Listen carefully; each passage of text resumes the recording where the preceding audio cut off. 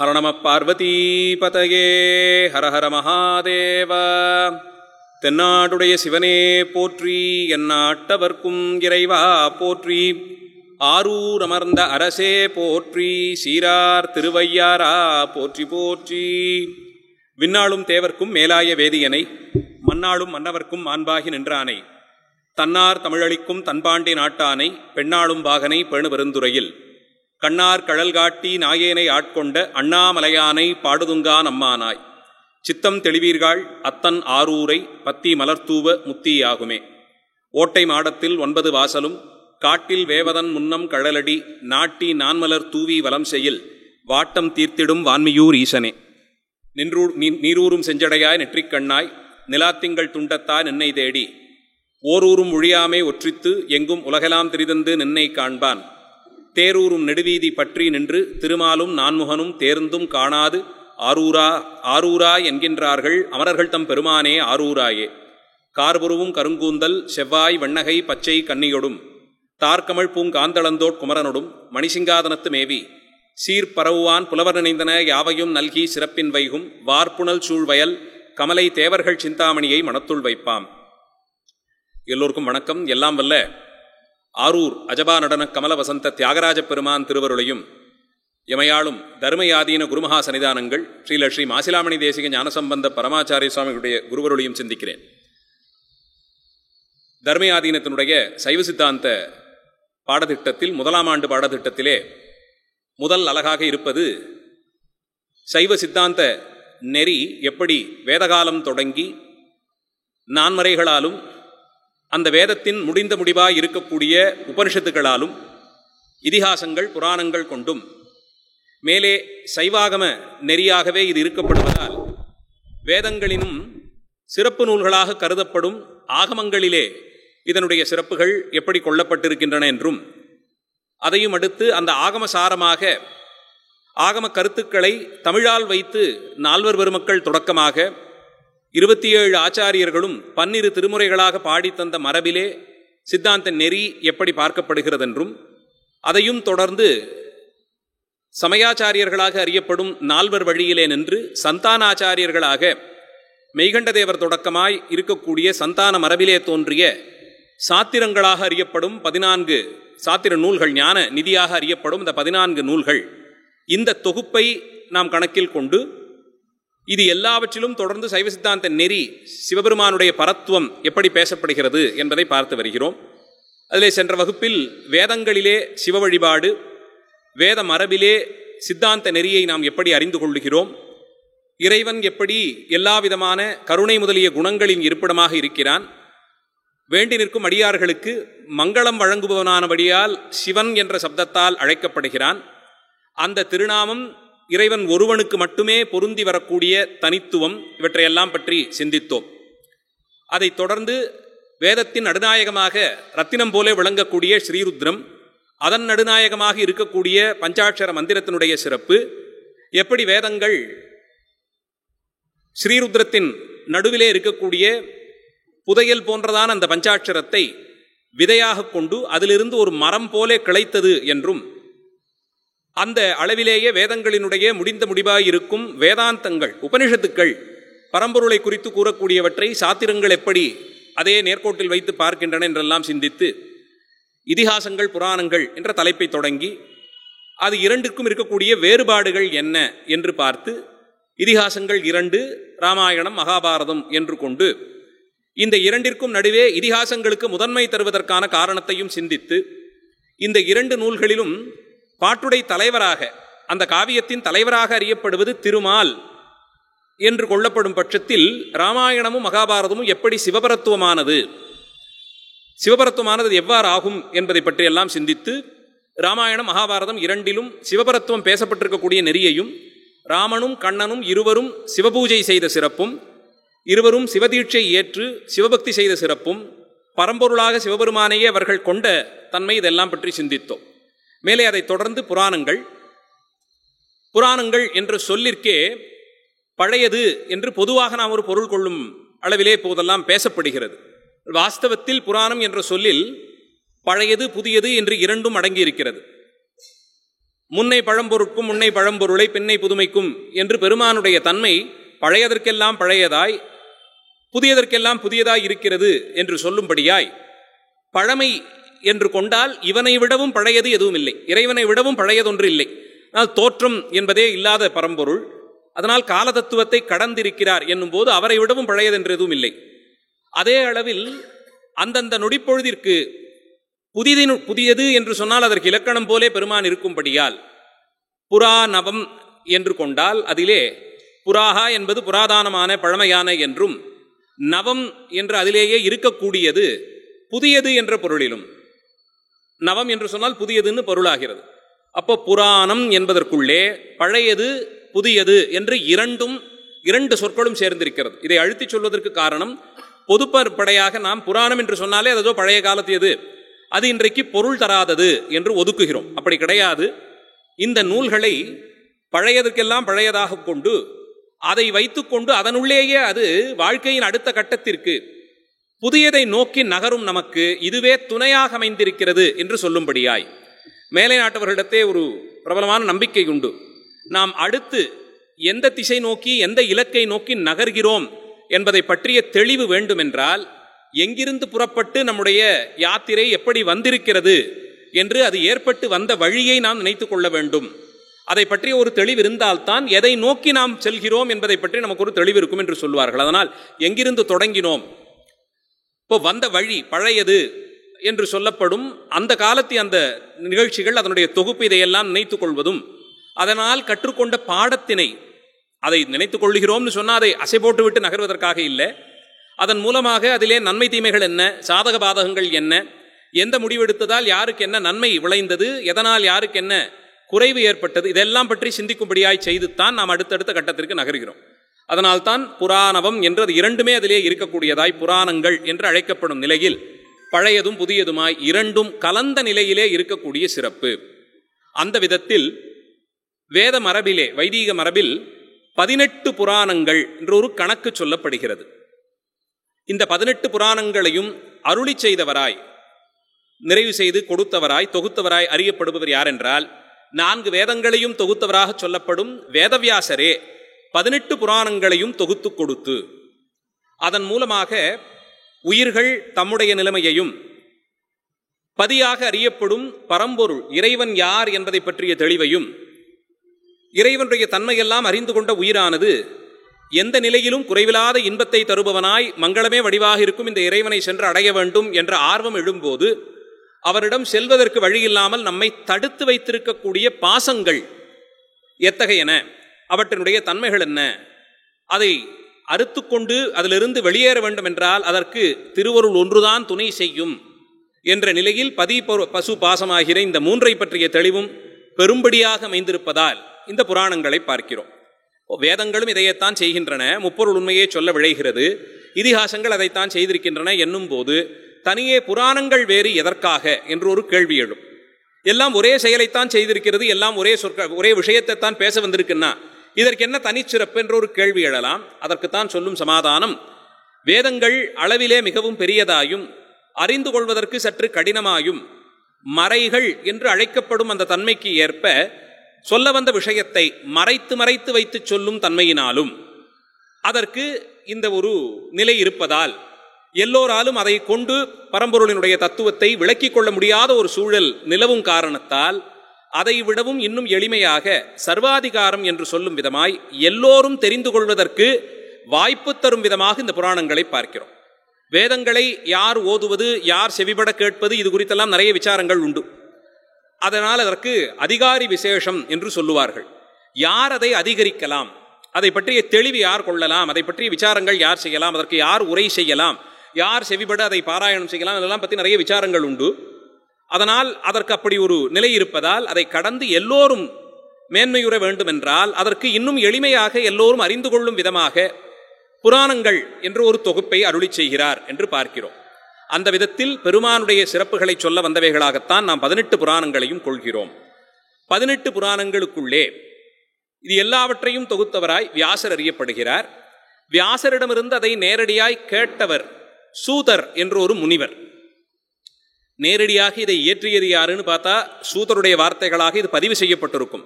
ஆனால் அவர் இதையே வியாசர் எனக்கு தெரிவித்தபடியே நானும் சொல்லுகிறேன் என்று சொல்லி தொடங்குவதால் சூதமுனிவரை நாம் இதற்கு கொள்ளுகிறோம். 2 பேருக்குமே உண்டு. வியாசரைத்தான் பெரும்பான்மை சொல்லுவது, ஆனால் உள்ளபடியே ஆவணப்படுத்தி இருப்பது சூதமுனிவருடைய பெயரால்.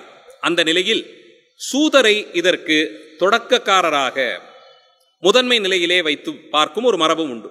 அதனால் தான் ஞானசம்பந்த பிள்ளையார் இந்த புராணங்களை எல்லாம் தானும் எதிரொலித்து பாடுவதை பற்றி பேசும்போது சூதன் ஒலிமாலை என்றதை அழைக்கிறார். சூதமுனிவர் என்ன சொன்னாரோ அதிலிருந்தே இந்த புராணங்களை எல்லாம் பெற்று அந்த மொழிகளையே அவர் சொல்லியிருக்கக்கூடிய புராண நிகழ்ச்சிகள் கதைகளையே கொண்டு நானும் இந்த பாடல்களை நிர்வகிக்கிறேன் என்ற பொருள்பட சூதன் ஒலிமாலை என்றே ஞானசம்பந்த பிள்ளையாரும் வைத்து பாடுகிறார். அந்த நிலையில் சம்பந்த பிள்ளையாரால் அங்கீகரிக்கப்பட்டவைகளாக சூதமுனிவர் சொன்ன இந்த புராணங்களை பார்க்கிறோம். அப்படி அவரால் தொடங்கிய மரபு. அதுவும் 18 புராணங்களுக்கும் நிறைய ஒற்றுமைகள் உண்டு. ஒன்று, அது பேசப்பட்ட இடம். 18 புராணங்களுமே தோன்றியதாக அறியப்படும் இடம் வடநாட்டிலே இருக்கக்கூடிய மிகவும் புனிதமான தலமாய் கருதப்படும் நைமிஷாரண்யம் என்ற ஒரு திருத்தலம்.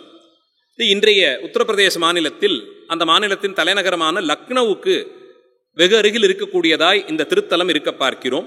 இந்த நைமிஷாரண்யமாகிற புண்ணிய பூமியில்தான் அது இன்றைக்கும் ஒரு வனப்பகுதியாக காண்பிக்கப்படுகிறது.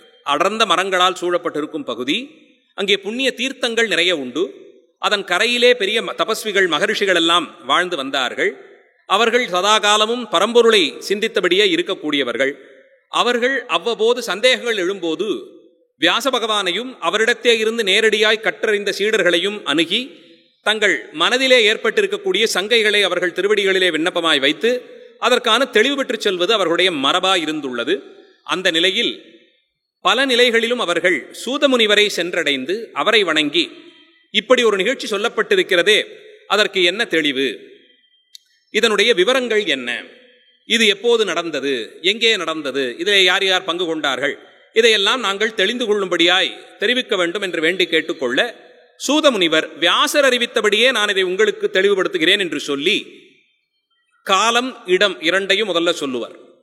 அதனால்தான் 18 புராணங்களும் பொதுவாகவே எடுத்து முதல் சில அத்தியாயங்களை நீங்கள் பார்த்தால் பண்டைய பாரதத்திலே கணக்கில் கொள்ளப்படும் கால மரபு, காலத்தை எப்படி கணிக்கிறோம், நாள் பொழுதிலிருந்து வாரங்கள், வாரங்களிலிருந்து பட்சம், பட்சத்திலிருந்து மாதம், மாதத்திலிருந்து அயனம், ருது, இது இப்படியே போய் ஒரு ஆண்டு வருஷக்கணக்கு வரையில் கொண்டு அதன் பிறகு நூற்றாண்டுகள், 1000 ஆண்டுகள், பல 1000 ஆண்டுகள் சேரும்போது ஒரு யுகம் என்றும், அதுபோல 4 யுகம் உண்டு. கிருத்த, திரேதா, துவாபர, கலி என்று 4 யுகங்கள் உண்டு. ஒவ்வொரு 4 யுகங்களும் முடியும் போது அது ஒரு யுக சந்தியாக கருதி, மகா சந்தியாக கருதி அடுத்தடுத்து ஒரு மகா யுகம் என்றெல்லாம் இப்படி ஒரு பெரிய கணக்கை வடித்து சொல்லி, இப்போது இருக்கக்கூடிய கலியுகத்தினுடைய ஆண்டு கணக்கு இத்தனை, துவாபர யுகம் சென்ற யுக கணக்கிலே இத்தனை ஆண்டுகள் நீடித்தது, அது இப்படியெல்லாம் சொல்லுவார்கள். அதை அடுத்து இது காலக்கணக்கு. அடுத்தது இடத்தினுடைய கணக்கை சொல்லும் போது சூரியனை நடுநாயகமாக வைத்து அவனை சுற்றி இந்த கோள்கள் எல்லாம் சுற்றி வருகின்றன, அதிலே பூமி பந்து, அந்த பூமி இத்தனை தூரத்தில் இருக்கிறது, அந்த பூமி பந்தினுடைய ஒரு பகுதியாய் விளங்கும் பாரத வருஷம், அதிலே இந்த இடம், இப்படி ஒவ்வொன்றாக சொல்லிக்கொண்டே போய் இந்த மலைக்கு தெற்கே, அந்த கடலுக்கு மேற்கே, இப்படியெல்லாம் இடம் சொல்லி இப்படி 4 திசைகளிலும் சூழப்பட்டிருக்கும் பூமியில்தான் ஒரு நிகழ்ச்சி நடந்தது என்று சொல்லி பேசுவார்கள். மற்றொரு அங்கம் இதிலே அந்த குறிப்பிட்டவரை பற்றி பேச தொடங்கும் போது அந்த புராணத்திலே இடம்பெற்றிருப்பவரை பற்றி சொல்ல விழையும் போது அவருடைய பூர்வோத்தரத்தை சொல்லுவார்கள். திருமாலினுடைய உந்தியிலே நான்முகன் தோன்றினான், நான்முகனுக்கு 4 பிள்ளைகள், அவர்கள் எல்லாம் இப்படியானவர்கள் ஆரம்பித்து அந்த மரபை சொல்லிக்கொண்டே வந்து ஏதோ ஒரு நிலையில் இப்படி வானுலகவாசிகளான தேவர்களிடத்தை தொடங்கி அவர்கள் மூலமாக யாரோ மண்ணுலகத்திற்கு வந்த ஒரு விசேஷமான ஒரு பிரபதி அவரை சொல்லி இந்த அரசர் வழியிலே இத்தனை தலைமுறைகள் கழித்து இப்படி ஒருவர் வந்தார். அதில் 30, 40, 50 பேர்களுடைய திருநாமங்கள் எல்லாம் சேர்த்து சொல்லியிருப்பாங்க. இன்னாருக்கு மகனாக இவர் பிறந்தார், இவருக்கு மகனாக இவர் பிறந்தார், இவருக்கு மகனாக இவர் பிறந்தார் என்று சொல்லி சொல்லி சொல்லி வரிசையா கடைசியா வந்து இவருடைய காலத்தில் இப்படி ஆட்சி நடந்து வந்த போதுன்னு அந்த புராணம் வந்து நிற்கும். அப்போ இடத்தை சொல்லி காலத்தை சொல்லி யார் அதிலே கலந்து கொள்கிறார்களோ அவர்களுடைய பூர்வோத்தரத்தை எல்லாம் சொல்லி ஸ்தாபித்து இப்படி ஒரு நிகழ்ச்சி நடந்தது. இதை சொல்ல விழையும் போது இப்படி வந்து கொண்டே இருக்கும்னா, இப்ப இந்த மரபை சொல்லும் போது இன்னாருக்கு மகனாக இவர் பிறந்தார், இவருக்கு இவர் பிறந்தார், இப்படி நீளமா போகும்போது நடுவிலே யாராவது ஒருத்தருடைய பெயரை சொல்லி இவருடைய காலத்தில் தான் இப்படி ஒரு நிகழ்ச்சி நடந்தது, அது ஒரு கதையாக விரியும். இப்படி ஒரு கதைக்குள்ளே கதையாக, கிளைக்கதையாக, அதற்குள்ளே ஒரு கதையாகன்னு இப்படி அது தொடர்ந்து போய்கொண்டே இருக்கும். திடீர்னு வாசிச்சோம்னா மூலப்புராணத்திலே 5-6 பக்கங்கள் தொடங்கின இடத்துலேருந்து எங்கேயோ விலகி போயிருப்போம் என்று அறிவித்தபடி இவர்தான் இங்கே வந்து சேர்வதுன்னு அந்த கதாபாத்திரத்தை கொண்டு வந்து இங்கே இணைத்திருப்பார்கள். மேலே முதல்ல தொடங்கின இடத்துலேருந்து மறுபடியும் அது தொடர்ந்து நடக்கும். இப்படி கதைகளுக்குள்ளே கதைகளுக்குள்ளே கதையாக அது விரித்து கொண்டே போய் சொல்லப்படும் மரபில் புராணங்கள் நீண்ட நெடியதான ஒரு ஞான தொகுப்பாய் பல்வேறு நிலைகளில் பல்பல யுகங்களிலே பல காலங்களிலும் நடந்த கதைகளை பின்னாளில் வந்தவர்கள் நினைவு கூர்ந்து பேசக்கூடியதாய் என்று இந்த புராணங்களினுடைய தொகுப்பு அறியப்படுகிறது. இதிகாசங்களுக்கு அடுத்து வைத்து பேசுகிறோம். இரட்டையர் போலே 2 பேரையும் ஒன்னா சேர்த்து தான் சொல்லுவோம். இதிகாசம் புராணம், இதிகாசம் புராணம்னு சொல்வது. இதிகாசங்கள் அந்த நிகழ்ச்சிகள் நடந்த காலத்திலேயே எழுதப்பட்டவை என்பது அதனுடைய சிறப்பு. ராமாயணத்தை வால்மீகி எழுதுறார். கற்றுக்கொண்டவர்கள் யார்? முதல்ல ராமாயணத்தை அவரிடத்தை கேட்டவர்கள் யாரு? லவகுச்சர்கள் கேட்டார்கள். நேரடியே ராமனுடைய பிள்ளைகள் தந்தையாருடைய கதையை பிள்ளைகள் கேட்டு அதையும் அவர்கள் ராமனுடைய சபைக்கே போய் அவர் முன்பாகவே பாடி காண்பித்தார்கள் என்று பார்க்கிறோம். அப்போ வால்மீகி இல்லாத ஒரு செய்தியை சொல்லியிருந்தார், ராமர் அந்த இடத்திலே திருத்தியிருப்பார். முழுக்க நடந்ததைத்தான் சொல்லியிருக்கார். அதில் கலந்து கொண்டவர்களே அதை அங்கீகரித்தார்கள் என்னும் போது அதற்கு ஒரு பிரமாணத்துவம் வருகிறது. அது ஒரு முக்கியமான பிரமாணமாகிறது. அதே போல்தான் மகாபாரதமும் வியாசபாரதமும் வியாசரதை எழுதிய காலத்தில் இந்த கதாபாத்திரங்கள் எல்லாம் இருந்த காலத்திலேயே அவர் அதை எழுட்டினார் என்று பார்க்கிறோம். புராணங்கள் அப்படி அல்லாது எப்போதோ என்றோ நடந்த ஒரு நிகழ்ச்சியை பல யுகங்கள் கழித்து இத்தனாவது இந்த யுகத்திலே இப்படி ஒன்று நடந்ததாமே என்று கேட்க அதற்கு விளக்கம் தருவதாய் என்று இப்படி வைத்து இது 2 தான். இதனால் தான் இது 2த்துக்கும் இந்த வித்தியாசம் சொல்லப்படுகிறது. 2மே பழைய கதைகள் தான், என்றோ நடந்த நிகழ்ச்சிகளின் தொகுப்பு தான். ஆனால் இதிகாசங்கள் நடந்த காலத்திலேயே எழுதிவிட்டார்கள். புராணங்கள் நடந்து முடிந்து பல ஆண்டுகள் கழித்து எழுதினார்கள். இந்த சொல்லியிருக்காங்களே, அதுதான் இத்தனை யுகங்கள்னு அந்த கணக்கு முதல்ல சொல்லுவாங்க. அதை வைத்து பார்த்தோம்னா பல லட்சம் வருஷத்துக்கு முன்னாடின்னு ஒரு கணக்கு கொடுப்பாங்க. இத்தனை 1000 ஆண்டுகளுக்கு முன்பாக இத்தனையாவது திரேதா யுகத்தில் இப்படின்னு ஆரம்பித்து சொல்லுவார்கள். அப்படி காலம் இடம் கலந்து கொள்பவர்களுடைய பூர்வோத்திரம் இதையெல்லாம் சொல்லி பற்பல கதைகளின் மூலமாய் பரம்பொருளை அண்டியவர்கள் எப்படி உயர்ந்தார்கள், அவனை எதிர்த்தவர்களுடைய ஆணவ மலத்தை அவன் எப்படி நசித்து தன்னை வேண்டியிருந்த அடியார்களுக்கு நன்மை பெறும்படியாய் செய்தான், மரக்கருணையினாலே அவர்களை எப்படி தானும் நல்வழிப்படுத்தினான், இதை சொல்லக்கூடிய அந்த ஒரு சிறப்பு புராணங்களுக்கு இருக்க பார்க்கிறோம். உள்ளபடியே புராணங்களை இவ்வளவு நாம் கொண்டாடுவதற்கு காரணம், தோளுடைய செவியனில் ஆரம்பித்து தேவார பதிகங்கள் குறிப்பாக 7 திருமுறைகளையும் எடுத்துக்கொண்டு பார்த்தால் பாடலுக்கு 2 புராணத்தை வைத்து பாடுவார்கள். புராணங்கள் இல்லாமல் இருக்கவே இருக்காது. அவ்வளவு முக்கியமானதாக நாம் புராண கதைகளை பார்க்கிறோம். புராணங்களை வைத்துத்தான் பெருமான் நமக்கு செய்யக்கூடிய அந்த சிறப்பை பார்க்கிறோம். இப்போ திருக்கடையூர் திருத்தலத்திற்கு போய் அங்கே மார்கண்டேயர் என்ற அந்த ஒரு பக்தனுக்காக வேண்டி பெருமான் காலசம்ஹாரம் செய்தார். பிரபலமாக எல்லோரும் அறிந்த புராண நிகழ்ச்சி. அங்கே தான் காலனை காலால் சீறி பெருமான் கொன்றார் என்று பார்க்கிறோம். அப்போ நமக்கு ஏதோ ஒரு காலத்தில் உடல்நிலை மோசமாய் போய் ஒரு மரண பயம் எல்லாம் ஏற்படும் போது காலசம்ஹாரமே எங்கள் சுவாமி செய்து விட்டார் என்னும் போது அந்த மரண பயத்தை வெல்லக்கூடிய ஒரு குணத்தை நமக்கு பெருமான் கொடுப்பார். மரணத்தை யாரும் வெல்ல போவதில்லை. என்னைக்கானாலும் ஏதோ ஒரு காலத்திலே வந்தவர்களுக்கு எல்லாரும் கடைசியில் ஒரு காலம் உண்டு. ஆனால் அது என்றைக்கோ அப்படிங்கிற பயத்திலே துடித்து துடித்து துடித்து அந்த ஞாபகத்திலேயே இருந்து கொண்டிருக்கக்கூடியதான் மரண பயம் என்று சொல்லப்படுகிறது. இப்போ காலன் எனை அணுகாமல் உனதிரு காலில் வழிபட அருள்வாயேன்னு முருகப்பெருமானை குறித்து அருணகிரி பெருமான் பாடுவார். காலன் எனை அணுகாமல் உனதிரு காலில் அப்படின்னு சொன்னா அப்போ யமன் வராமல் தடுத்து நிறுத்திட்டாரா? அருணகிரி பெருமான் கடைசியிலே அவர் சிரஞ்சீவி ஆனார்னே சொல்லப்படுகிறது. அவர் இன்றுமே கிளி வடிவத்தில் இருக்காருன்னு சொல்லப்படுகிறது. ஆனால் அந்த பாடலை பாடுவதற்கு காரணம் மரண பயத்தை வென்று கொடுப்பார். வயோதிகம் அடைந்து விட்டது, இனி நமக்கு வேண்டியதை நம்மாலே எழுந்து செய்ய முடியல, யாரையோ நம்பி இருக்கிறோம் என்னும் போது ஒருவேளை இவர்கள் நம்மை கைவிட்டு விட்டால், ஒருவேளை இவங்க நமக்கு அதை செய்யாமல் போயிட்டாங்கன்னா ஐயோ நம்மால் இப்போ எழுந்தே உட்கார முடியாதே, என்றாவது ஒரு நாள் இந்த நிலையிலே வந்து விட்டோம்னு தெரிந்து நாம் பெற்ற பிள்ளைகளே கொண்டு போய் வீதியில் போட்டுவிட்டாங்கன்னா நம்முடைய நிலைமை என்ன ஆகுமோ, இந்த பயம் இருக்கிறதே அது பல நேரத்தில் காரணத்தோடு இருக்கலாம், பல நேரங்களில் காரணம் இல்லாமலும் இருக்கலாம். ஆனால் இந்த மரண பயம் அந்த வயோதிகத்தன்மையால் உடலெல்லாம் நாம் சொல்லபடிக்கு கேட்காத போகக்கூடிய ஒரு காலத்தில் ஏற்படக்கூடிய பயம் அதுவே பாதி ரோகத்தை அதிகரித்து கொடுக்கும். அந்த நிலை ஏற்படாமல் மார்கண்டேயருக்காக வந்த என்னுடைய சுவாமி எனக்கும் வருவார். யமன் கையிலே நான் சிக்கி பயந்து விடும்படியாக என்னை விடமாட்டார். யமன் வருவதற்கு முன்பாக சிவபூதகணங்களை அனுப்பி என்னை தான் தாங்கிக் கொள்ளுவார் என்ற ஒரு எண்ணத்தை கொடுக்கும். அப்போ வழியில் கதி எதுவுமே இல்லாமல் தெரியும் காலத்தில் இந்த புராணங்கள் மனதிற்கு அருமருந்து போலே இருந்து நமக்கு அது ஒரு பெரிய உபகாரத்தை செய்வதை பார்க்கிறோம். அதனால்தான் அட்ட வீரட்ட செயல்களுமே, தட்சயாகத்தை நிரசனம் செய்ததாகட்டும், காலசம்ஹாரமாகட்டும், காமனை எரித்தது, திரிபுர சம்ஹாரம் செய்தது, ஜலந்திரனை சம்ஹாரம் செய்தது, அந்தகாசுரனை சம்ஹாரம் செய்தது, யானை உரிபோர்த்தி நின்றது, பிரம்மனுடைய சிரக்கண்டனம் செய்தது, இப்படி பல்வேறு நிலைகளிலும் அட்ட வீரட்ட செயல்களும் இன்னும் அநேக திருவிளையாடல்கள் ஒவ்வொரு நிலையிலும் திருமாலுக்கு சக்கராயுதத்தை கொடுத்தது, அந்த சக்கரத்தை தூக்கி சுமக்கும் திறமையை திருமாலுக்கு கொடுத்தது, அந்த சக்கராயுதம் கிடைத்தவாறே அவன் அகங்காரம் கொண்டபோது விநாயக பெருமானை வைத்து திருமாலினுடைய அகங்காரத்தை தட்டியது, 10 அவதாரங்களிலும் திருமாலை வழிபடுத்தியது, நெறிப்படுத்தியது, அறிவுரை கூறியது, திருமால் சிவபூஜை செய்த காலத்திலே அவருக்கு அருளியது என்று இப்படி ஒவ்வொரு தெய்வத்திற்கும் தத்தம் அளவிலே பெருமான் அருள் செய்தான் என்பதை புராணங்களின் வாரியாகத்தான் நாம் அறிந்து கொள்ளுகிறோம் என்ற நிலையில் புராணங்கள் மிகுந்த முக்கியத்துவம் வாய்ந்தவைகளாக இருக்க பார்க்கிறோம். இப்போ பரம்பொருள் யார் என்பதை குறித்து நிறைய விசாரங்கள் உண்டு. அதனால்தான் வேதத்தை அடிப்படையாக கொண்டாலும் கூட அந்த வேதத்தை வெவ்வேறு முறையிலே பொருள் கொண்டு சிவன்தான் பரம்பொருள் என்றும், திருமால் தான் பரம்பொருள் என்றும், தெய்வம் என்று ஒன்றே இல்லை என்றும், தெய்வம் என்று ஒன்று உண்டு, ஆனால் அது ஒன்றுதான், நீயும் நான் நீ எல்லாம் அதிலே ஒடுக்கம்தான், எல்லாமே தெய்வத்தினுடைய பரிணாமம் தான், உயிர்கள் வேற தெய்வம் வேற இல்லைன்னு சொல்பவர்களும் இதையே கொண்டுன்னு இப்படி பல தரப்பை சேர்ந்தவர்களும் எதிரெதிரே நிற்கக்கூடிய சித்தாந்தத்தை சேர்ந்தவர்கள் எல்லாம் கூட வேதத்தை பொருளாக கொள்ளுகிறார்கள், பொதுவான பிரமாணமாக வேதத்தை கொள்ளுகிறார்கள். அது எப்படின்னு ஒரு கேள்வி எழலாம். சிவபெருமானே பரம்பொருள் என்று வேதங்கள் சொல்லுகின்றன, சைவர்கள் சொல்வது. வைணவர்களை கேட்டால் திருமால் தான் பரம்பொருள் என்று வேதங்கள் சொல்கின்றன, அவருடைய பட்சம்.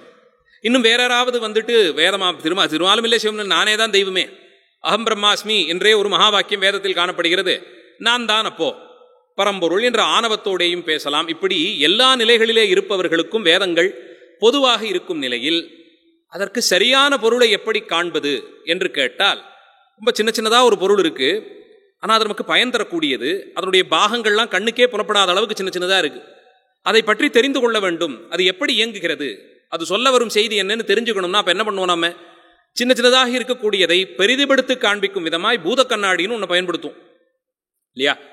சின்ன சின்ன எழுத்துக்களாக இருக்கு, நமக்கு ஏதோ முக்கியமான விஷயத்தை தான் அது சொல்லுது, ஆனால் படிக்க முடியல, ரொம்ப சின்ன சின்னதாக இருக்கிறனால இதில் ஊன்றி படிக்க முடியல. அப்போ இந்த ஒரு உபகரணத்தை நாம் பயன்படுத்துகிறோம், ஒரு பூத கண்ணாடின்னு ஒன்று கையில் வச்சுக்கிறோம். அதை கொண்டு பார்க்கும்போது அதுகாரம் சின்ன சின்னதாக பொடியாக இருந்த எழுத்துக்கள் எல்லாம் பெரிதாகி தெரிந்து நமக்கு ஒரு பயன்பாடு, அதன் மூலமாக நாம் எதை நாடி வந்தோமோ அது நடக்குதா இல்லையா. அந்த பூத கண்ணாடி போலே வேதங்களுக்கு இதிகாசங்களும் புராணங்களும் என்று கொள்வது. அதை வைத்துக்கொண்டு வேத வாக்கியங்களை பார்த்து பொருள் தெரிந்து கொள்ள வேண்டும்.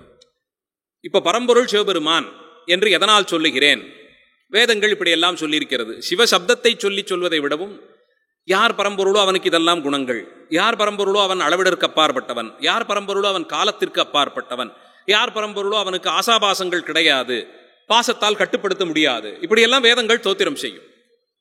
இதை அப்படியே நாம் கொண்டால் இதெல்லாம் யாருக்கு பொருந்தி வருகிறது?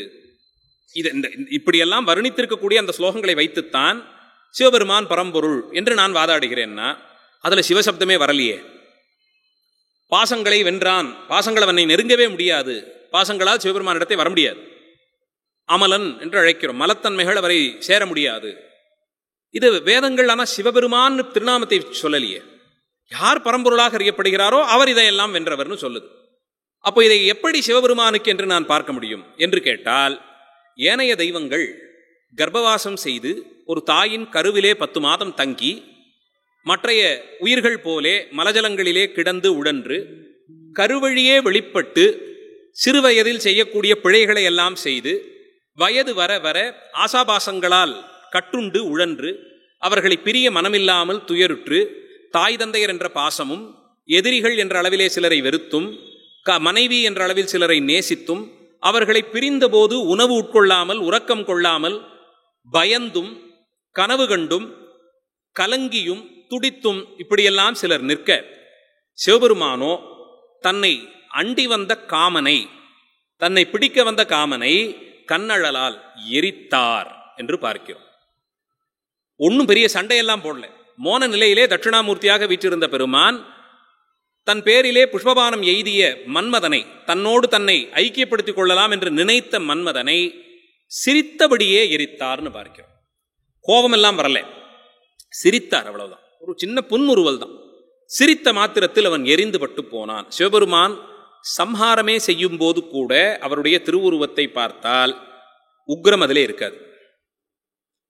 ரொம்ப அற்புதமான திருமேனிகளாக நாம் இந்த அட்டவீரட்ட செயல்கள் செய்த தலங்களிலே இருக்கக்கூடிய சோழர் காலத்திய திருமேனிகளை சொல்லலாம். வழுவூரிலாகட்டும், அல்லது திருவிற்குடி வீரட்டம், திருக்கோவலூர் அந்தகாசுரனை சம்ஹாரம் செய்த வீரட்டம், திரு அதிகை வீரட்டம், திரிபுர சம்ஹாரம் செய்த திருவதிகை வீரட்டம், இந்த தலங்கள் எல்லாம் பெரும்பான்மை தலங்களிலே சோழர் காலத்திய சிறப்பு திருமேனிகளாக பெருமான் இருப்பார். கஜசம்ஹாரம் செய்தது, காலசம்ஹாரம் செய்தது, இந்த திருமேனிகள் எல்லாம் வாஸ்தவத்திலே அவர் சம்ஹாரம் செய்து கொண்டு இருக்கிறார். மன்மதனை எரித்ததோ, அந்தகாசுர சம்ஹாரமோ, திரிபுர சம்ஹாரமோ எல்லாம் சம்ஹாரம், அழித்து முடிக்க போறார். ஒரு யுத்தம் போல நடக்கிறது, சண்டை நடக்குது. அப்ப வாஸ்தவத்திலே ஒரு யுத்தத்திலே கலந்து கொள்ளும் தேவதா மூர்த்தத்திற்கு என்ன இலக்கணம் சொல்லப்பட்டிருக்கிறது என்றால், கண்ணிலே அந்த கோபம் தெரியணும், அந்த உக்ரம் தெரியணும். உக்ரம்ங்கிற அந்த ரௌத்ரம்ங்கிற குணம் வந்தால் தானே சம்ஹாரம் செய்ய முடியும். ஆனா ஒண்ணு போல அத்தனை திருமேனிலையும் பெருமான் சிரித்தபடி எழுந்துள்ளிருப்பார், அவ்வளவிலும் சிரித்துக் கொண்டிருப்பார். அதுலேயும் இருக்கக்கூடிய திருமேனிகள்ல இந்த கஜசம்ஹார மூர்த்தம் ரொம்ப ரௌத்ரமாக இருக்கும். ஒரு பெரிய யானைக்குள்ளே புகுந்து அதனுடைய உரியை, தோலை அப்படி பிடித்து கிழித்து கொண்டே வெளியேறி அதை போர்வையாக போர்த்தி கொண்டு கை கால்களை எல்லாம் அட்டகாசமாக வீசி ஆடி அதை ஒரு திருவடியால் அழுத்தி மற்றொரு திருவடியை கொடுத்து அந்த தோலை விரித்து கொண்டு இருப்பார். கோரமா இருந்திருக்கும் அந்த காட்சி. ஒரு யானை தோல் கண்ணு முன்னாடி உரிய இருந்தா எப்படி இருக்கும்னு நினைச்சு பாருங்க. அத்தனை பெரிய வடிவம், தோல் உரிக்கப்பட்டு கீழே விழுந்து துவண்டு கிடக்குதுன்னா அதிலேயும் பூத்த புன்முறுவல் மாறாது இருப்பார் பெருமான். அழகான அந்த சிரிப்போடு இருப்பார். ஏன்னா அந்த எதிரே கட்டுண்டு யார் சம்ஹரிக்கப்பட்டார்களோ அவர்களை எதிரியாக, தனக்கு ஆகாதவனாக பார்த்தால் கோபம் முதலிய குணங்கள் அங்கே வந்திருக்கும். அங்கே செய்வதோ மரக்கருணை என்ற பெயரிலே அவர்கள் செய்த தவறை திருத்தி நெறிப்படுத்தக்கூடிய ஒரு பணி. அந்த முயற்சியிலே சிரித்தபடியே தான் சம்ஹாரத்தையும் செய்வார் பரம்பொருள் என்று பார்க்கிறோம். இப்படி கதைகள், பல்வேறு புராண நிகழ்ச்சிகள் சிவனை பரம்பொருள் என்று சொல்வதற்கு காரணம், வேதங்கள் யாருமே இல்லாத போது தான் ஒருவன் தனித்து நின்றான் என்றும், எல்லா திசையிலும் ஒளிபரப்பி தோற்றமும் முடிவும் அறிய முடியாத பெரிய அக்னி பிழம்பாக நின்றான் என்றும் சொல்லுகிறது. அதனால்தான் சிவபெருமானுடைய திருமேனியையே சோதி வடிவமாக, சுவாமியோட திருமேனிக்கு என்ன நிறம் சொல்லியிருக்கு? நல்ல சிவப்பு நிறம், பொன்னார் மேனியன் என்று சொல்லப்படும்படியாய் அந்த உருக்கிய பொன்னிறம். அவ்வளோ செக்கச்சவேல்னு இருப்பாராம், உருக்கின பொன் மாதிரி. பொன்னார் மேனியன்னு சொல்றான். நம்ம போட்டுக்கிட்டு இருக்க இந்த ஆபரணம் மாதிரி மினுக்கனான அந்த மஞ்சள் நிறம் கிடையாது, உருக்கிய பொன்னிறம் போலே நல்ல ஒரு இளம் சிவப்பு மாதிரி எரிந்து கொண்டிருக்கும் அக்னியை போலவே காட்சி தருவாராம். தான் அவருக்கான நிறமாக சொல்லுகிறது புராணங்கள்லே, திருமுறைகள் எல்லாம் அப்படித்தான் சொல்லியிருக்கு. அந்த நிலையிலே இருப்பவன் என்று வேதங்கள் சொல்லுகின்றன. இப்ப இது யாரை சொல்லுகிறது? அங்க சிவசப்தம் இல்லை, சிவபெருமான் தான் இதுன்னு அது நேரடியாக சொல்லலை, மறைபொருளாக வைத்து சொல்லியிருக்கு. இப்ப இதெல்லாம் சிவபெருமானுக்கு எப்படி பொருந்தி வரும்னு கேட்டா, புராணங்களில் தான் திருவண்ணாமலை தலத்தினுடைய புராணத்தை பிரம்மாண்ட புராணம் சொல்லும் போது, உலகம் தோற்றுவிக்கப்பட்ட காலத்திலேயே, இந்த யுகத்தின் தொடக்கத்திலேயே, நான்முகனும் திருமாலும் தோன்றுவதற்கு முன்பாகவே சிவபெருமான் அக்னி பிழம்பாக அடிமுடி அறியாத நிலையில் பெரிய ஸ்தம்பமாக, அக்னி ஸ்தம்பமாக ஜுவாலை வடிவிலே வளர்ந்து கொண்டே போய் 10 திசையிலும் ஒளிபரப்பி நின்றார் என்றும், அவருடைய தோற்றத்தையும் முடிவையும் திருமாலும் நான்முகனும் தேடி தேடி அலுத்து விழுந்தார்கள் என்றும் சொல்லி, இவர்கள் இருவரும் படைக்கப்பட்டவர்கள், பெருமான் ஒருவன்தான் படைப்பவன். இப்படி அநேக புராணங்களினாலே சிவபரத்துவத்தை ஸ்தாபித்துக் கொடுத்து, இந்த நிலையில் புராணங்களை கொண்டு நாம் சிவபரத்துவத்தை அறிகிறோம். அந்த புராணங்களிலே சிலது திருமாலினுடைய பரத்துவத்தை காண்பிப்பது போலே இருக்கும். உலக உயிர்களை காக்கும் பொருட்டு திருமால் அவதாரங்கள் எடுத்தார் என்று சொல்லப்படுகிறது. 4 வேதங்களையும் சோமுகன் என்ற ஒரு அசுரன் கொண்டு போய் கடலிலே ஒளித்து வைத்தான். திருமால் மீன் வடிவம் ஏந்தி அந்த வேதங்களை எல்லாம் மீட்டுக் கொடுத்தார் என்று சொல்லப்படுகிறது. எப்படி நாம் இறைவனுடைய திருவருளாலே ஏதோ ஒரு பெரிய வெற்றியை அடைந்துடுறோம்னு வச்சுப்போம். யாராலும் செய்ய முடியாத ஒரு பெரிய காரியம் ஒன்று இருந்தது, எல்லாரும் அதை முயற்சி செஞ்சு விட்டுட்டாங்க, திருவருள் நமக்கு அது கை கூடி நம்ம செஞ்சுட்டோம். இப்போ சுற்றி இருக்கவங்களாம் என்ன பண்ணுவாங்க? நம்மளை பார்த்து புகழ்வாங்க, பா யாராலையும் செய்ய முடியாதுங்க, பெரிய விஷயம் நீங்கள் செஞ்சுட்டீங்க, ரொம்ப சிறப்பையா, உங்களுடைய திறமை தான் எல்லாம் வாழ்த்தும் போது உடனே நமக்குள்ள என்ன ஆகும்? ஆணவ மலம் தோன்றும், அகங்காரம் வளர ஆரம்பிக்கும். அப்போ அடுத்தடுத்து இனிமேல் இதே மாதிரி நிறைய செய்யணும். இந்த அகங்காரம் வளரும் போது கொஞ்சம் காலமாக வேற யாராவது நமக்கு போட்டியாக வந்துடுவாங்களோங்கிற ஒரு பயம் வரும். அப்படி இருப்பவர்களை எதிர்க்க வேண்டும் என்ற ஒரு எண்ணம் வரும், அவர்களை அழிக்கணுங்கிற எண்ணம் வரும். ஆணவ மலத்தினுடைய சிறப்பு அதுதான். இருளாவது சாதாரணமாக இருக்கக்கூடிய அந்த விவகாரமான இருக்கக்கூடிய இருள் அதுக்குள்ளே நுழைஞ்சிட்டோம்னா நமக்கு கண்ணு தெரியாதுங்கிறத காட்டி கொடுத்துருச்சு. இருண்டு இருக்கே அந்த இடம், அது அவ்வளவு ஜாக்கிரதையாக இல்லை, அதனால நம்ம அங்கே போக வேண்டாம், ரொம்ப இருட்டாக இருக்குது, கொஞ்சம் வெளிச்சம் வரட்டும் அப்புறம் பார்ப்போமே அப்படின்னு சொல்லுவோம். அது இருட்டாக இருக்குது, அங்கே போனால் கையில் விளக்கு இல்லை, அதில் வெளிச்சம் இல்லை அப்படின்னா அங்கே போகிறது அவ்வளவு சரி கிடையாது, அதனால் அது வேண்டான்னு தவிர்க்கும்படியான தன்மையையாவது இருட்டு காட்டி கொடுக்கும். ஆனால் ஆணவ இருட்டு இருக்கே அது இருள் என்பதையே காட்டி கொடுக்காமல் நம்மை உள்ளே இழுத்து கவர்ந்துவிடும். ஆணவ மலத்தை பற்றி மணிக்கணக்காக பேசுவோம், அதை பற்றி பாடம் எடுப்போம், அதை பற்றிய தெளிவெல்லாம் கொடுப்போம், உதாரணங்கள் சொல்லுவோம், கட்டுரை எழுதுவோம், எல்லாம் பண்ணுவோம். ஆனால் இது முழுக்க நாம் செய்ததே ஆணவ மலத்தால் தான். அதனால் தான் இவ்வளவு சிக்குண்டு இதையெல்லாம் நாம் செய்தோங்கிறதே தெரிந்து கொள்ள முடியாத அளவிற்கு அறிவை மறைக்கக்கூடிய சிறப்பு ஆணவ மலத்திற்கு உண்டு. அப்படியாக இருக்கும் நிலையில் யாராவது நம்மை நின்று ஸ்தோத்திரம் செய்து விட்டாலே இது நிறைய நமக்கு கிடைக்கணும், தினம் நம்மளை யாராவது ஸ்தோத்திரம் பண்ணணும், அதற்காக செயல்படுவோம், அதற்காகவே இதையெல்லாம் செய்வோம். வேற யாராவது இதை நம்மளோட நல்லா செஞ்சுட்டாங்கன்னா ஐயோ நமக்கு கிடைச்ச பேர் போயிடுச்சே அப்படின்னு அதில் ஒரு பயம் ஏற்பட்டு கலங்கி துன்பப்பட்டு அப்படியெல்லாம் எங்கேயோ தோன்றிய நிலை எப்படியோ போய் வழிமாறி போய் திணறி அடித்து ஓரமாக மறைந்து போய் விடுவார்கள். ஆணவ மலம் அவர்களையும் சேர்த்து சாட்சி விடும். அந்தபடிக்கே இவ்வளவு பேரும் ஸ்தோத்திரம் பண்ணின உடனே திருமாலுக்கு உடனே ஆணவம் தோன்றும். அந்த அகங்காரத்தாலே அவர் என்ன பண்ணுவார், அடுத்தடுத்து என்ன செய்வதென்று பார்த்து கொண்டு அவர்கள் செய்த அந்த ஸ்தோத்திரத்தாலே தன்னுடைய பராக்கிரமத்தை காண்பிக்கிறேன் பொருட்டு வளர்ந்து கொண்டே போனார்.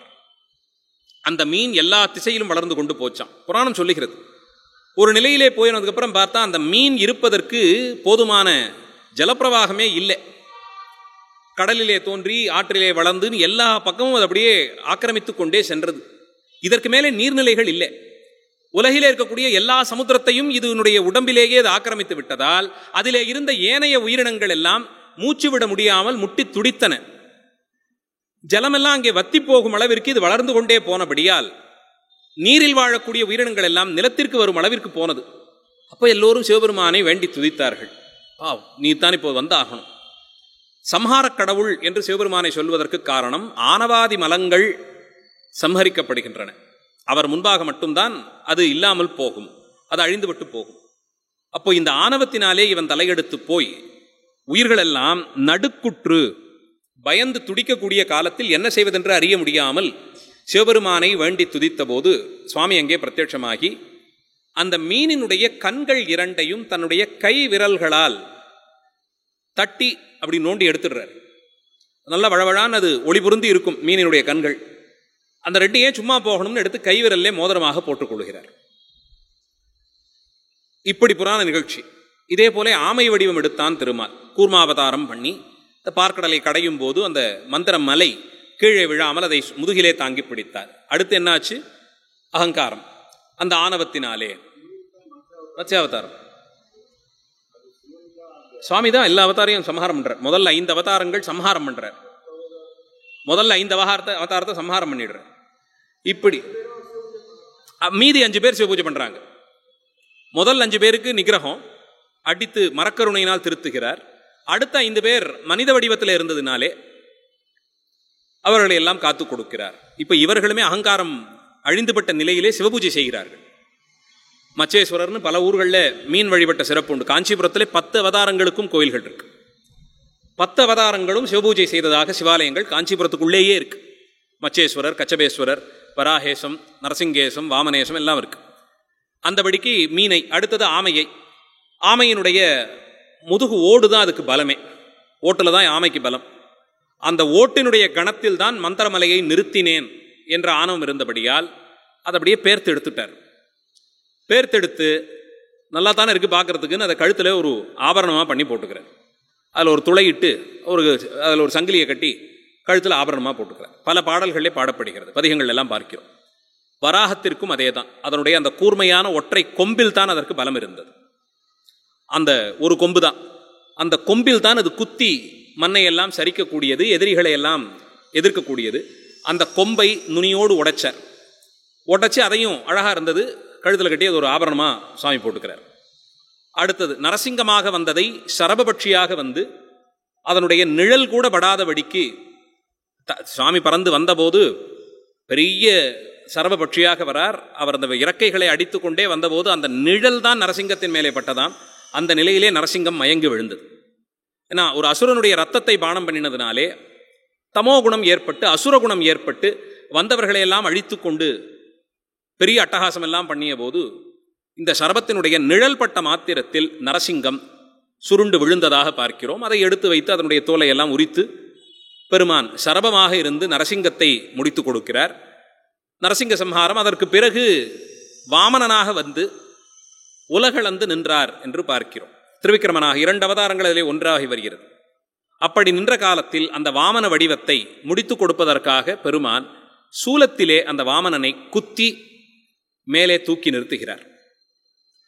சுவாமி அவருடைய திருமேனியிலே திருக்கோயிலூரில் அந்தகாசுர சம்ஹாரம். அவன் அசுரன், அது வீரட்ட செயல். வாமனனை அதுபோலே குத்தி மேலே தூக்கி நிறுத்தி செய்துதான் கங்காளம் தோள் மேலே காதலித்தான் காணேடின்னு திருவாசகத்திலே பாடியிருப்பார். சுவாமி கங்காள மூர்த்தியாக புறப்பட்டு வரார். கங்காளம்னாலே பிணம் தான், தோள் இப்படி சாத்தி வச்சுப்பார். கங்காளம்னா பிணம். கங்காளத்தை தோள் மேலே தூக்கி கொண்டு இவன் நடக்கிறான் என்றது இதைத்தான் குறிப்பது. அந்த இடத்தில் வாமனனை திருவிக்கிரமனாக வந்தவனைத்தான் எந்த முதுகுத்தண்டு வளர்ந்து கொண்டே போய் எல்லா உலகங்களையும் ஆக்கிரமித்து அளந்ததோ அந்த முதுகுத்தண்டை நொறித்து கையிலே தண்டமாக ஏந்துகிறார். சட்டநாதராக வந்தது இதுக்குத்தான். வாமனனுடைய திருவிக்கிரமாவதாரம், வாமனனுடைய வளர்ச்சி. அவனுடைய தோலைத்தான் உரித்து சட்டையாக போட்டுக்கொண்டு சட்டநாதராக நின்றார் என்று பார்க்கிறோம். அதனால்தான் சீர்காழி திருத்தலத்திலே ஏன்னா அதே திருத்தலத்திலே காழி ஸ்ரீராம வெண்ணகரம்னு ஒரு திருவிக்கிரம பெருமாளுக்கு கோயில் உண்டு. அந்த அதே சீர்காழி தலத்திலேயே உண்டு. அந்த உலகளந்த கோலத்திலேயே ஒரு திரு காலை எப்படி தூக்கி நிறுத்தியபடி நிற்பார். அவருடைய வடிவத்தை தான் நிரசனம் செய்து, ஏன்னா வளர்ந்து கொண்டே போய் இதே தான் எல்லா உலகங்களையும் அவர் ஆக்கிரமித்த போது உயிர்கள் எல்லாம் நடுங்கி துடிக்க அவரை சம்ஹரித்தார் என்று பார்க்கிறோம். அது சட்டநாதருடைய வடிவம். நிறைய பேருக்கு இருக்கு. அந்த ஊர்ல இருக்கவங்களுக்கே சட்டநாதர் குலதெய்வமா இருக்கார். அவங்களே வழிபடுறாங்க. உண்டு உண்டு அடியனுக்கே தெரிந்திருக்காங்க. சில குடும்பங்கள் உண்டு உண்டு உண்டு உண்டு நல்லாவே உண்டு. குலதெய்வமாகவே வச்சு வழிபடுறாங்க. அந்த ஊரை சேர்ந்தவங்களே இருக்காங்க. அடுத்தது மீதி 5 அவதாரங்கள் நிகிரகம் செய்தது. முதல் 5 அவதாரம் நிகிரகம், அடுத்த 5 அனுகிரகம் செய்ததாக பார்க்கிறோம்.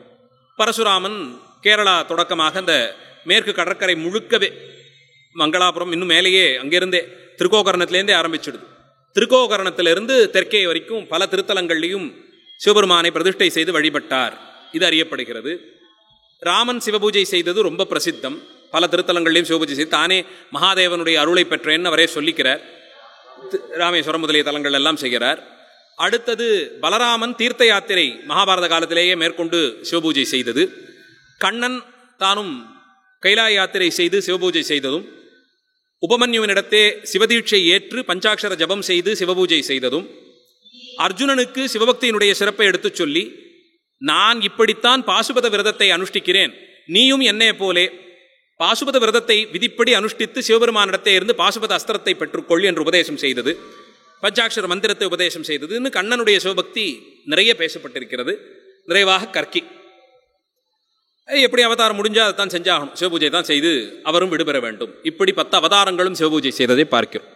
இதெல்லாம் நமக்கு புராண நிகழ்ச்சிகளின் மூலமாக அங்கொன்றும் இங்கொன்றுமாக தனித்தனியாயும் சில புராணங்கள் இன்னும் விளக்கமாக எல்லாம் சொல்லக்கூடியதை பார்க்கிறோம். கல்கி, பலராமன்,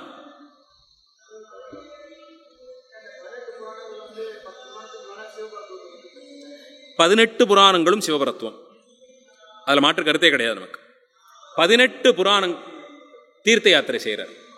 மகாபாரதத்தில் சொல்லியிருக்கு. 18 புராணங்களும் நமக்கு பிரமாணம்தான். முழுக்கவே அதை எடுத்துக்கிறோம். வைணவர்கள் அப்படி 18 புராணங்களையும் ஏற்றுக்கொள்ள முடியாத நிலையில், ஏன்னா அதில் சிவபரத்துவம் 3/4 சிவபரத்துவம் பேசியிருக்கோம். அதனால் என்ன பண்ணிடுறாங்க, அந்த 18ஐ 6 3 பிரிச்சுடுறாங்க. ஒரு 6 புராணங்கள் மட்டும் சாத்வீகமான புராணம், ஒரு 6 புராணங்கள் ராஜசமானது, மற்ற 6 புராணங்கள் தாமசமாக ரொம்ப நீச்சமான புராணம்னு ஆகுது.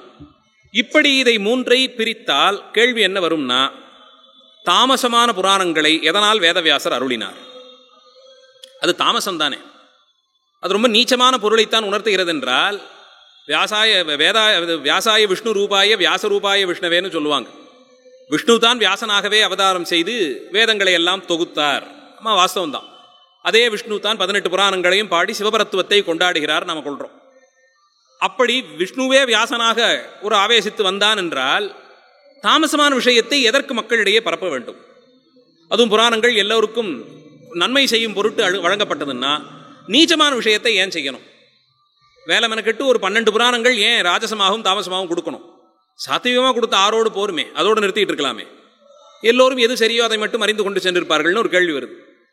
அது என்ன, 18ஐயும் ஏற்றுக்கொண்டால் வேறு வழி இல்லாமல் சிவபரத்துவத்தை ஏற்க வேண்டி வரும். அதனால் அது சங்கடமாக போயிடுங்கிறதுனாலே பௌராணிகர்கள் மரபு என்றே ஒரு மரபு உண்டு. புராணத்தையே முழுமுதற் பிரமாணமாக கொண்டு புராணங்களையே சிந்தித்து அதன் மூலமாக சிவபரத்துவத்தை அறிந்து கொண்டு அவர்கள் ஆகமங்களையோ திருமுறைகளையோ சாத்திரங்களையோ எல்லாம் கொள்வதில்லை. புராணங்களே, இது பாரதம் முழுக்க உண்டு, ரொம்ப பழமையான மரபு. சிவபூஜை செய்வார்கள் பௌராணிகர்கள், புராணத்தை பிரமாணமாக முழுமுதற் பிரமாணமாக கொள்ளுவார்கள். இருக்காங்க, வடக்கே இருக்காங்க. நித்திய புராண பாராயணத்தையே வச்சுக்கிட்டு இருப்பாங்க. மூல புராணங்களை பாராயணம் செய்து கொண்டே இருப்பாங்க. உண்டு மூல புராணத்தை பாராயணம் செய்து அதன் மூலமாக அறியப்படுவது சிவபரத்துவம் என்று அறிந்து கொண்டு சிவபூஜை செய்யக்கூடிய பௌராணிகர்கள் மரபே உண்டு. இப்படி புராணங்களுக்கு இத்தனை முக்கியத்துவம் கொடுத்து எல்லா புராண நிகழ்ச்சிகளையும் எடுத்துக்கொண்டு அதிலே அறிந்து கொள்ள முடியாமல் ஏதான இருந்ததுன்னா அந்த இடத்திற்கு விளக்கம் தந்து சிவபுராணத்தை, சிவபெருமானுடைய பரத்துவத்தை ஸ்தாபித்து கொடுத்து இப்படி அது கொள்ளப்படுகிறது. இந்த நிலையில் புராணங்களை அடுத்து இனிமேல் தான் பண்ண போறார். அவரை எப்படி சிவபூஜை பண்ணுவார்? 9 பேர் பண்ணிட்டாங்கன்னா 10வது பண்ணித்தான் ஆகணும், வேற வழி இல்லை, நியாயம்தான் அது. இப்படி புராணங்களை வைத்து 18 புராணங்களை கொண்டும் நாம் சிவபரத்துவம் ஸ்தாபிக்கக்கூடிய ஒரு மரபு. இந்த 18 புராணங்கள் என்னென்ன, அதனுடைய பெயர்கள்லாம் எப்படியும் தேவைப்படும் பாடத்துக்கு, அது பாடத்தில் கொடுத்துருப்பாங்க. அந்த 18 புராணங்களுடைய பெயரை தெரிந்து கொள்ளலாம். அதை அடுத்து நமக்கு ஆகமங்கள் அடுத்து வருது வரிசையில்.